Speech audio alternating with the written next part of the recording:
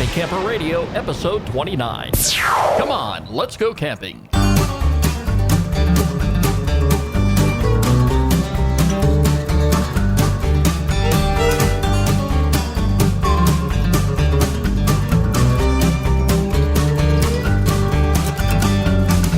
Hello, everybody. Welcome back once again. I'm Skip. I am a happy camper. And Daniel, welcome back to reality.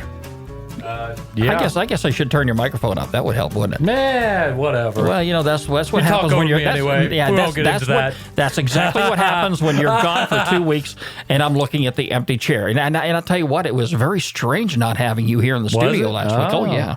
Yeah, but I know you had an awesome time. Now, listen, we got to get something straightened out right here and now. Oh, boy. Last week, when you returned home, I had not laid eyes on you, but I drove up our street. Right. And I saw you standing there. I saw your wife standing next to you. And I saw this awesome suntan on her. And I saw... She got a little thing from her little badge, Daniel. where her badge was. She got a little white spot.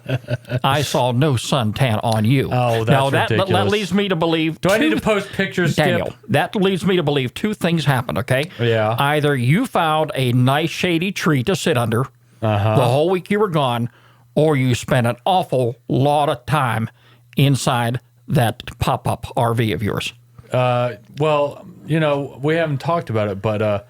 our air conditioner went out the last night, and I think because we heard a loud pop at the night, and thank goodness it was cool. But something else for you to fix. We're gonna have. No, I'm not fixing it. I'll take it to Pico.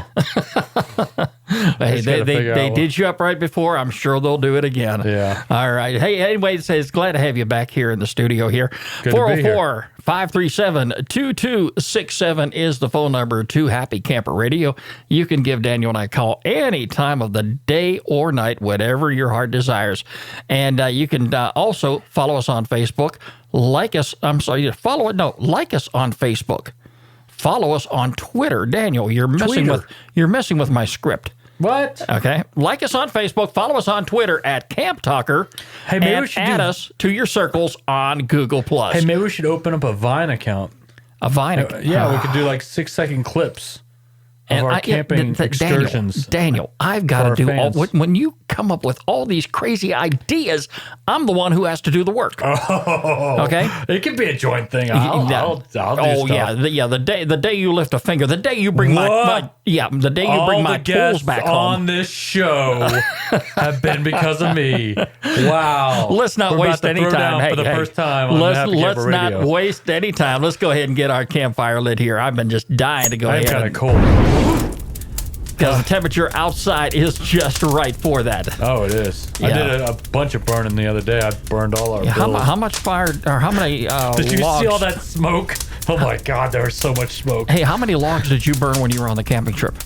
No, they are very specific at Disney World. You have to have enclosed, like, fireplace thing. It can't even be like the thing you have on your back porch. It can't be open at all. It is very strict. But we went to this... well, I'm glad to see you're following rules for the first time. Well, you know, whatever. Didn't want to get kicked out of the park. But they had this little movie thing, this Chippendale thing, and they had a campfire there. They roasted marshmallows and stuff, and we watched a movie. Yeah. Okay. Yeah. Well, it sounds like you had an awesomely good time while you were down there. And I want to remind everybody also that you can catch us online anytime at www.happycamperradio.com. Hey, and listen, while you're there, you can click on our RSS feed and subscribe to the show. And this way, you will never miss a single episode of the Happy Camper Radio Show. And you can always take Skip and Daniel along on your next camping trip with you. You know what they had there? They had these T-shirts with Mickey on them, and it said Happy Camper on them. And we got I haven't showed you this yet. How many did you buy? No, we didn't buy any. It was like $30. It was $30, Skip. Good God, I'm not made of money. But could have fooled me. But we did get a what's it called? A bumper sticker for our pop-up. It says Happy Camper. Oh, okay. So we got that. Is that going to be on your truck, or is it going to be on the pop-up? It's going to be on the pop-up. Oh, okay. That truck is kind of new. I didn't think you were going to slap any kind of crazy sticker on there. for that truck. Yeah. The truck, like we had, that was another problem. Our truck, the little thing that comes on the back. Well, it wasn't perpendicular with the refrigerator, and so it was kind of stuck open a little bit, and it came unhinged and broke off. We just need a camper top so we can fit more stuff in the truck. After what I went through last weekend, I don't even want to talk about anybody else's problems, including yours. Oh, boy. It was a nightmare. But Daniel, I came home. At least I came home with my spirits held up high, and I am so much looking forward. Rise a beer in the air? Hey, I am so much looking forward to going on our trip up there in November, and I'm definitely going to take a bunch of pictures. I still have a bunch that I got to put on the website here from last weekend's trip, and I want to get them on there, but I'm going to make sure that I take a bunch of photographs up there in November. I went to this one area, Daniel, between Hiawassee and the town of Clayton, and there's this overview that you can look far away out in the distance to see the beautiful mountains. And although it looked spectacular, it looks even better when the leaves turn colors. Oh yeah, I can imagine. I'm definitely going to go back up there, and I'm going to reshoot some photographs of that in November, and hopefully there'll still be leaves on the trees, and they won't have hit the ground, and we'll have a nice photograph or two to take a look at. They're hitting the ground in my yard, that's for sure. Good, they can stay there. Wow. You know, we are now into, and I hate to bring this up, Daniel, but we are now into day 12 of the partial government shutdown here in the U.S. Oh boy, I'm still essential, Skip. And what I'm kind of effect? Working. Hey, I know, and you are a government employee, okay? And and I'm happy that you're still working, but you got to keep in mind too, there are several government employees right now that are not working and are not collecting a check. And let's face facts, there are still some out there that are working and are not collecting a check. Oh, yeah. I'm talking, people who work as law enforcement officers in our nation's capital. Capitol Police, I think, are required to work but are not getting paid. We have people in the correctional business who are working that I hear are not getting paid. And we have individuals who would normally be running our park services, our federal park services, that are off work at this time, and I'm sure they would want to be working.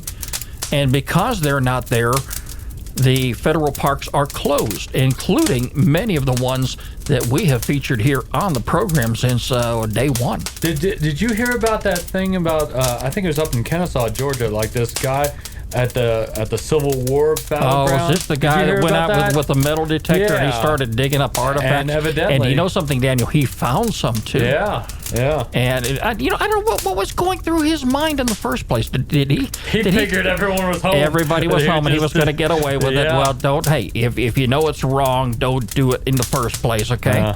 But now, hey, he's going to pay some very, very stiff penalties. Yeah, but I'm surprised that people are still out there working, so they got people there. It might not be a lot, but they got a few people, though. Well, if you try to go camping in any one of these parks, you're going to find out that they're working, too. Okay? They're going to throw you right on out of there, and you don't want that, okay? Hey, all joking aside, we just really hope that, things get resolved real soon, and, these parks and these awesome places that we have come to respect, love, and want to visit get reopened, so we can go out there and continue, just taking advantage of some of the many, many resources that are available. However, again, Daniel, I don't want to, try to bring anybody's spirits down, because, if this is the time of the year, like me, who, I'm the type of person, I want to go camping, and I'm ready to go right now. And if the park services, the national park services, are not able to accommodate me out there on a camping trip, there are so many wonderful state parks and private campgrounds that are available. I'm not saying that you're going to totally write the federal lands off, because this matter here that they're dealing with in Washington D.C. with funding for certain projects or whatever, and I'm not trying to follow politics too much, but they will go ahead and get this matter resolved and get our parks open back up again soon, and then we'll be able to feature once again some of the many, many great recreation.gov websites that we have featured several times here on the program. So anyway, Daniel, it is time now for our topic of the week here on the Happy Camper Radio Show.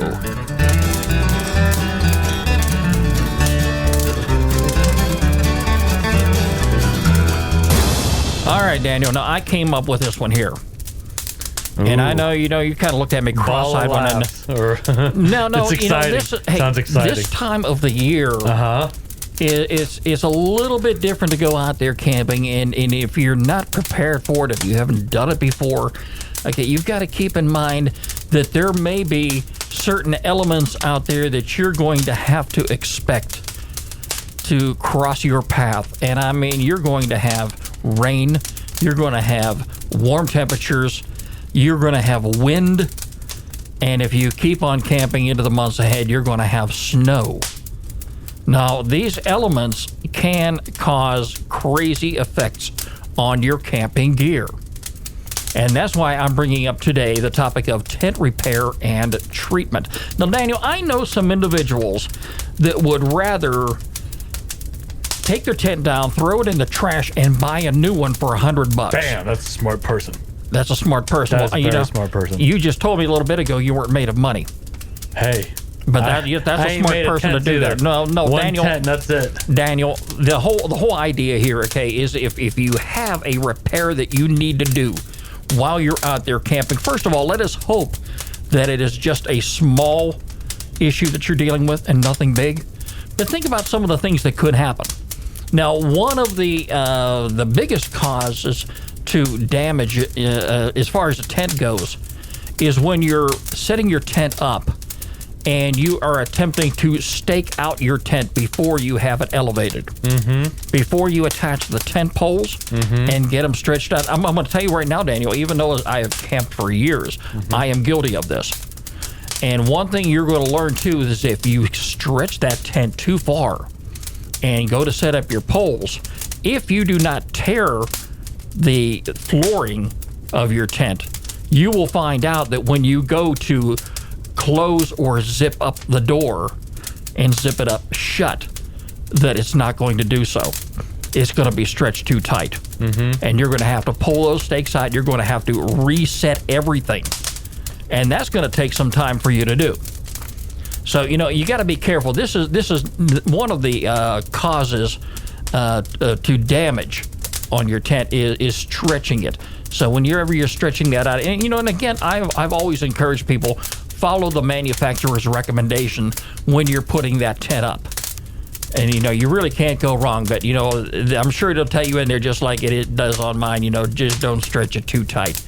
But you don't want to have any problems and have any repair work that you have to do while you're out there, because that's not why you're there. That's not why you're going camping. Okay, you're going out there camping to have fun.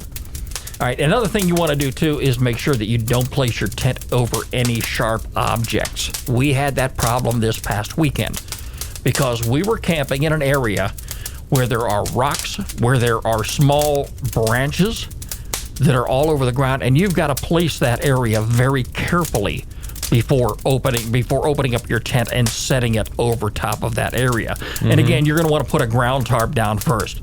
But any sharp objects that may come up through that ground tarp is likely to come up through the flooring of your tent and cause a tear. So you got to be careful of that also. And I mentioned too, you got to be concerned about branches and limbs. Yeah. There are some of the sites. In fact, I think there was one or two recently that we featured on the Happy Camper Radio show at the end of the program. And if I remember correctly, Daniel, it was in a wooded area. And they warned you that, you've got to be careful of falling branches and limbs.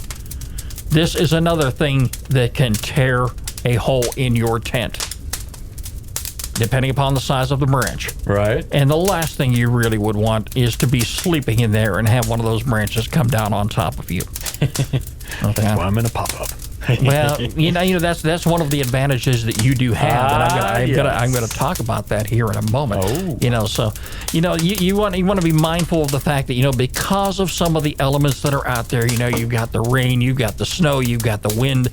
These can cause problems down the road when you are out there camping. And again, like I says, I know people that I've talked to for years that they says, look, I only pay $100 for the tent. And if something happens, I'm just going to throw that tent away and I'm going to buy another one. I say, why? A perfectly good tent. Why would you, Daniel, why would you want to even entertain that idea, especially if it's just a small tear? Well, how often do they go camping now? You know, I mean, you think Maybe about it. not as much as me, but Daniel. Think about it. You pay almost $100 for a semi-decent hotel room. I mean, like when me and Deidre stayed at a hotel, we spent $50. I know places you can get a tent for $50. Daniel, I spent $100 tonight for a dinner for 4 people. Exactly. And I had to pay the bill. I'm not such a nice guy. As you should. Yeah, and some people, that's the way they look at it, But, I really believe, that if you have a small tear that you can deal with while you're out there, or, hey, even if you can just let it go, if it's not going to affect your camping trip in any way, if it's not going to cause water to come barreling into your tent, if you can just get by, I would say leave it alone. Yeah. Well, I'll tell you one thing. When I went down to Disney, some of these tents that these people had, they were hundreds and hundreds of dollars. These things were bigger than my pop-up. I couldn't believe how big these things were. But, I mean, if it's just a little tent, I mean, I kind of get it. But these bigger tents, yeah, I could understand, repairing the holes and taking proper care of it. It just depends on, what you want and how often you think you're going to be doing this and everything. I mean, if this is just like a once or twice, like if it's just a once a year thing, I mean, I wouldn't blame them for buying a new tent. Why every would year. you even invest in a tent if you're only going to go camping once a year, Daniel? That's wasteful. That's wasteful spending right there. I don't know. Hey, and something else I want to point out too that I forgot to touch on. One of the big causes of damage to a tent is your youngsters running around and horse playing in areas that they should not. If you've got youngsters, and believe me, I'm not trying to, kill their excitement in any way, shape, or form. But, if they're going to be out there camping with you, you've got to lay down the ground rules, first of all. This camping equipment is ours. It is to be taken care of. We've got to respect it. There's nothing wrong to roll around and horseplay out there on the playground, and a lot of these campgrounds have them. That's the place to do it. But to run around inside and around the tent and to fall on top of the tent, this is what's going to cause damage. I'll tell you, one of the biggest problems I have with tents is when I take it down, I can never fit it back into the little pouch that they give you to put it in. It is ridiculous how you got to fold it up a certain way, and if it's not this certain, it's so frustrating. That's why whenever you get a brand new tent, you've got to set it up and take it down a couple times in your own backyard, so you can get the idea. Daniel, the problem is you get so frustrated about, just like me, do I really want to go home? Yeah, I've got to go home. I've got to go back to work. And you're not thinking right. I mean, I can understand where you're coming from there. Yeah. So. Remember when we did the backyard camp out? Yeah. How well I remember. I didn't get it back in the bag. I just folded it up kind of tight, and it's in the shed. I couldn't get it back in the bag, and I have never had a problem getting my new tent into the bag. Okay. That's when I just oof. Wow. Our number again is 404-537-CAMP if you want to give Daniel and I a call. Today we're talking about tent repair and treatment. Now, hey, if you do run into one of these repair issues out there, first thing you've got to do is assess the damage. How bad is it? And again, if possible, conduct your repairs at home as opposed to trying to do it right there on the campground. It's going to cause a lot of aggravation. You don't want to bring any stress out there in the world with you. You want to go ahead and leave that at home. And there are some repair kits out there. They're available online and in the retail stores. And they're nothing fancy. I mean, you can go ahead and just for a couple bucks, just to have it on hand and keep it in your camping supply box, just in the event that you may have to do something out there as far as a quick repair. Another thing you want to consider doing too, if the damage appears to be extensive, let's just say for the purpose of conversation here, you have a tree limb that comes down and it makes a nice big slice in the side of your tent. Hopefully no one is around. Everybody is out jogging or swimming or doing something. But you come back and you find out, that there's some sort of a tear in your tent, whether it happens because of natural reasons or because maybe the kids were horseplaying, whatever the case may be. You may want to bring along a tarp. Take one of them with you. I always carry an 8x10 tarp along with me in my camping supply arsenal, and it's a good thing to have along. It's good to just bring something along extra with you in case you need it. I really hate having to run out to the store, Daniel. I really hate having, and I know that you're different than I am. I really hate having to borrow from people. Oh, whatever. Okay, yeah. Okay, so here's the thing. When me and my wife, before we were married, we went camping and we went tent camping. We took her parents' tent with us, and we got a site, and there were ants everywhere. They were getting in through some hole in the tent, and I was like, I cannot put up with this. So we went to Walmart and we bought a tent, and it worked out fine. So you got a tent just because of the ants. Oh my God, the ants were terrible. Daniel. What do you do? What do you do? There's a hole in the tent. Ants are getting in everywhere. What do you do, Skip? Tell us. If you've got a hole in the tent, first of all, Daniel, I just said assess the damage. Okay? And then, how big is the hole? How big was the hole? It was just a little tear, but Daniel, there were why ants don't you everywhere. Don't you carry some duct tape or something? No.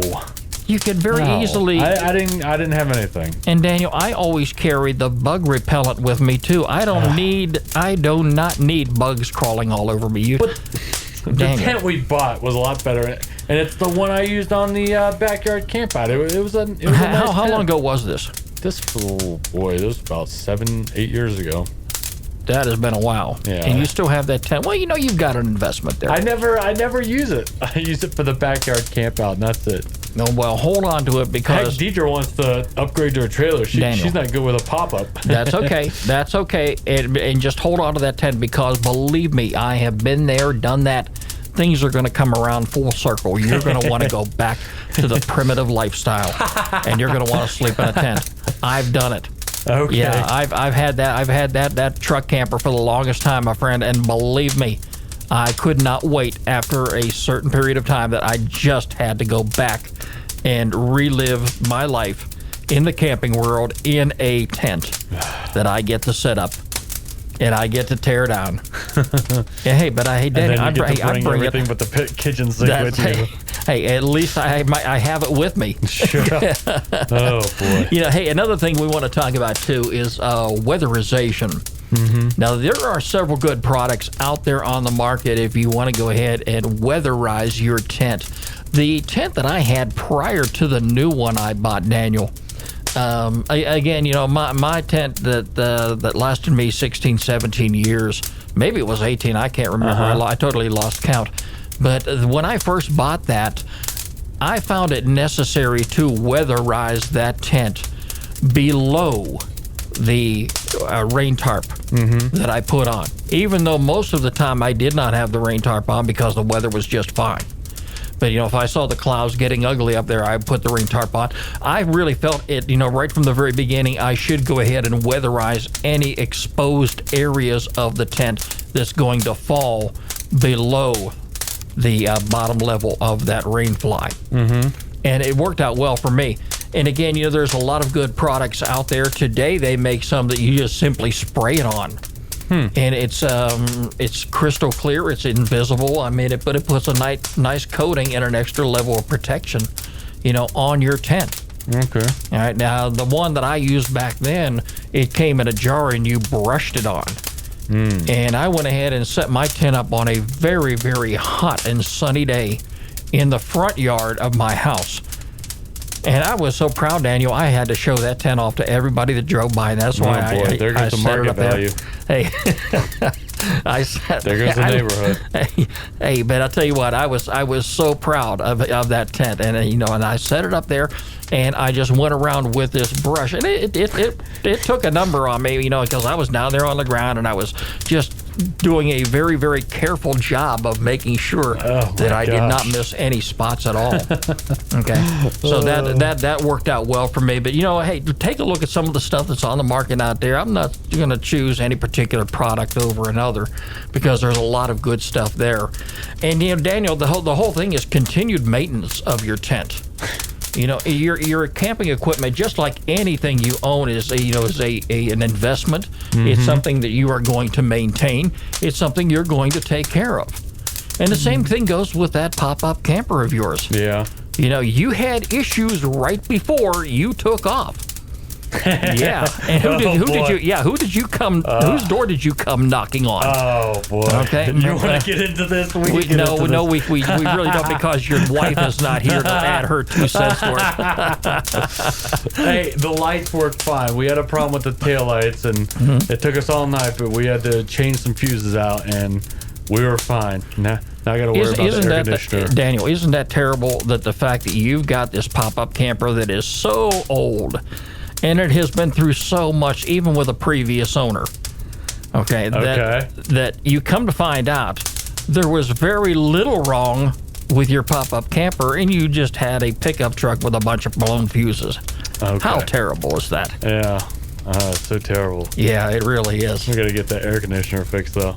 Hey, I hope you get that done soon. Yeah, I know. Anyway, it's time now for our featured campground of the week here on the Happy Camper Radio Show.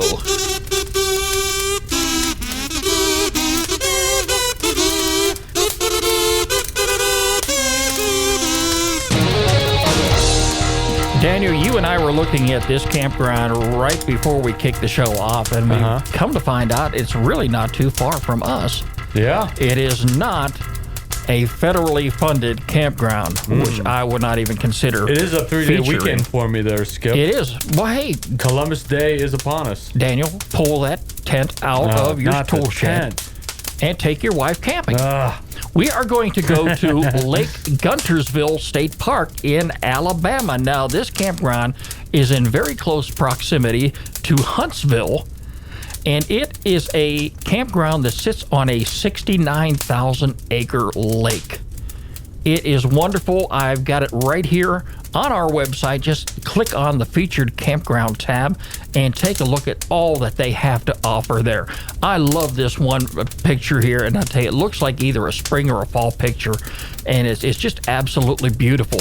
The main campground includes 321 improved campsites, a primitive camping area, bathhouses, a playground, a recreation area, and Daniel, get this, a country store. That's what I'm talking about. You've got it all close by. So we can buy that tent repair kit. You shouldn't have to buy it, Daniel. If you follow my lead, you're going to actually take it with you long before you leave on your trip.